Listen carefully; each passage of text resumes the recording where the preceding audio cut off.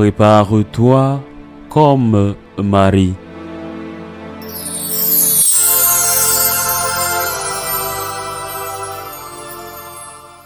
En ce temps-là, Jésus disait à ses disciples, « Quel est votre avis? Un homme possède 100 brebis et que l'une d'entre elles s'égare, ne va-t-il pas laisser les 99 autres dans la montagne pour partir à la recherche de la brebis égarée?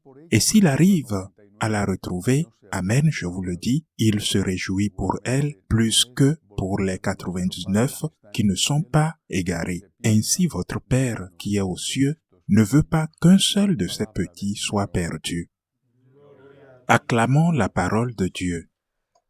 La première lecture erronée mais superficielle pourrait nous faire croire que le berger qui a perdu la brebis n'est pas content pour les 99 qui ne sont pas perdus. Et donc, que la première lecture de ce texte pourrait nous laisser penser que faire si nous étions à la place du berger. Qu'est-ce que nous aurions faire, nous, par exemple? Si nous nous mettons à la place du berger, qu'est-ce que nous aurions faire pour rendre le berger heureux? Prenons un exemple. Un père, une mère, certains parents ont 3 enfants. L'un d'eux subit un accident très grave et ils les préviennent. Il est à l'hôpital, intubé, entre la vie et la mort. Les 2 autres sont sains. Eh bien, le temps passe. Les médecins font leur travail extraordinairement et le garçon sort du coma et commence à parler et commence à reconnaître son entourage. Les médecins annoncent une bonne nouvelle, qu'il sera sauvé et retrouvera même la normalité. Que ressentiraient ses parents? Évidemment, une grande joie, mais ils se soucieraient moins des 2 qui sont à la maison, des 2 enfants qui n'ont rien, qui n'ont pas eu l'accident, et se soucieraient beaucoup plus du garçon qui s'est retrouvé, qui a eu l'accident et qui s'est retrouvé ensuite. Cependant, si l'un des 2 enfants qui sont à la maison avait eu également un accident, ne serait-il pas inquiet pour lui et heureux qu'il s'en sorte? Le même phénomène peut se produire avec le dernier. Ce texte ne peut donc pas être interprété, soi-disant, que le Seigneur ne se soucie de rien, ou que le Seigneur se soucie de certains de ses brebis perdus plus que ceux qui ne sont pas perdus. Non, il faudrait pas qu'on pense ainsi. Deuxièmement, pour continuer avec l'exemple un peu simple que j'ai donné, quand on pèse sur la balance la joie de savoir que son enfant va aller bien, et d'un autre côté, l'angoisse, la peur, la souffrance d'avoir vu son fils gravement blessé, gravement malade, au bord même de la mort, aussi grand qu'il soit, n'importe quel père aurait dit, je préfère m'épargner cette joie parce que le mal que j'ai vécu et le mal de mon fils est plus fort. C'est pour dire, devant le mal d'un fils malade et devant la joie d'un autre fils qui se sent bien, le souci du fils malade l'emporte. Elle est plus intense que la joie de savoir que l'autre enfant se porte bien.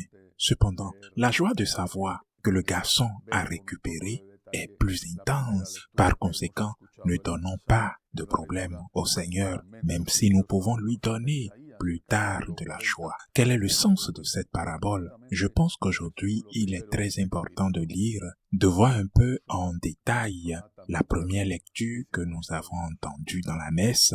C'est la lecture d'un précieux fragment du livre du prophète Isaïe au chapitre 40. Les premiers versets de ce chapitre disent « Consolez, consolez mon peuple, dit votre Dieu, dites au cœur de Jérusalem que son service est accompli, que son crime a été payé, car la main de l'Éternel a reçu le double paiement pour ses péchés. » Ce fragment du livre du prophète Isaïe est très importante et a une signification forte. Et j'avoue que c'est mon prophète préféré. Il a toujours été pour moi une lumière sur ce que devait consister mon mystère sacerdotal. Consolez, consolez, consolez-le. Il est comme une brebis sans berger. Ils sont comme des brebis sans berger. Consolez-les, consolez-les. Il y a tellement beaucoup de souffrance, il y a tellement beaucoup de douleur. des souffrances physiques, des problèmes économiques, des problèmes familiaux, des problèmes politiques, des problèmes internationaux, des problèmes climatiques. Il y a tellement de douleurs, et le Seigneur nous l'ordonne. Le Seigneur nous l'ordonne, je crois qu'il ordonne à tous, mais beaucoup plus aux prêtres, pour accomplir cette tâche qu'il a confiée aux prophètes, consoler le peuple. Le peuple souffre, consoler le peuple. Et comment fait-il, lui le bon berger? Comment lui, le Sacré-Cœur, console-t-il le peuple? Console-t-il son peuple? Et puis, il est bon de relire cette perspective encore, cette parabole du bon berger. Comment Dieu nous réconforte-t-il? Il part à ta recherche, il vient à ta recherche, il devient pour toi un homme, il devient pour toi un enfant fragile, exposé à tout. Hérode a voulu le tuer, ils ont fini par le tuer sur la croix. Il devient très fragile pour toi, pour que tu puisses être sauvé. Il devient très fragile dans un morceau de pain, dans l'Eucharistie, qui est la présence réelle du Christ. Cette présence réelle du Christ, l'Eucharistie, aujourd'hui exposée à 1000 abus et 1000 sacrilèges pour toi. Dieu veut te consoler par son amour.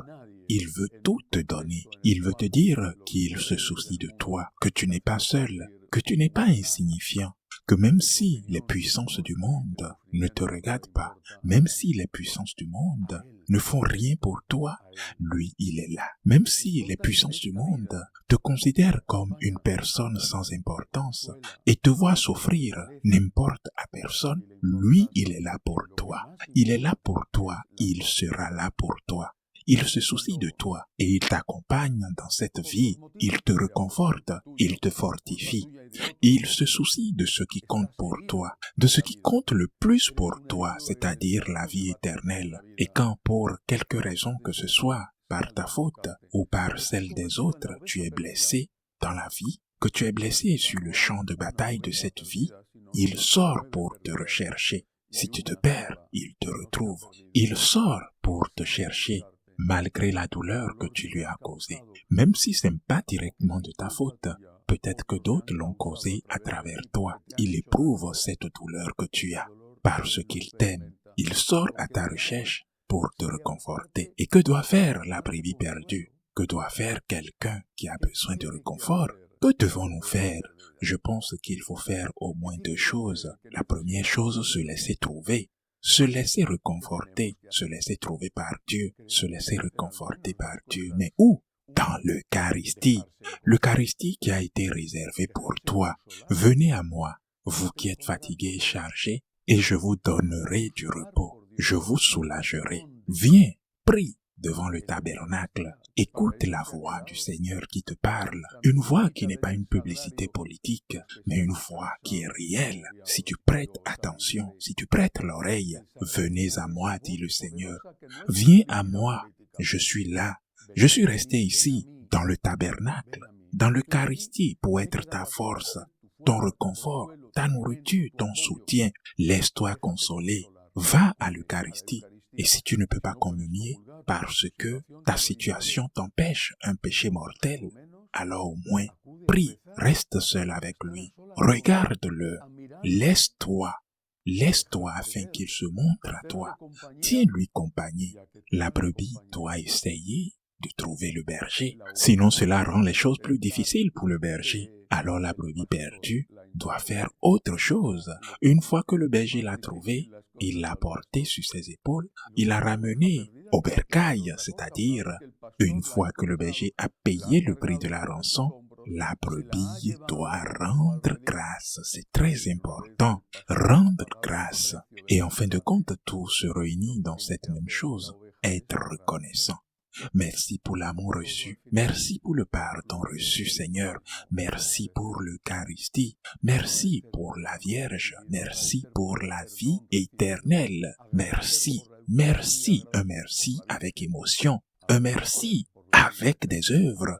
Un merci qui se voit, qui se reflète à travers un comportement, une attitude de gratitude. Je sais ce qui m'a écarté du bon berger. Je sais ce qui m'a éloigné du bon berger. Je sais ce qui a fait souffrir le bon berger. Je sais ce que cela lui a coûté pour me récupérer et me sauver. Je vais essayer de rester à l'écart de ces circonstances, de ces occasions de péché, de ce qui m'a éloigné du bien, de ce qui m'a éloigné de l'amour, de ce qui m'a éloigné du bon berger. Laisse-toi trouver. Il veut te consoler. Laisse-toi trouver.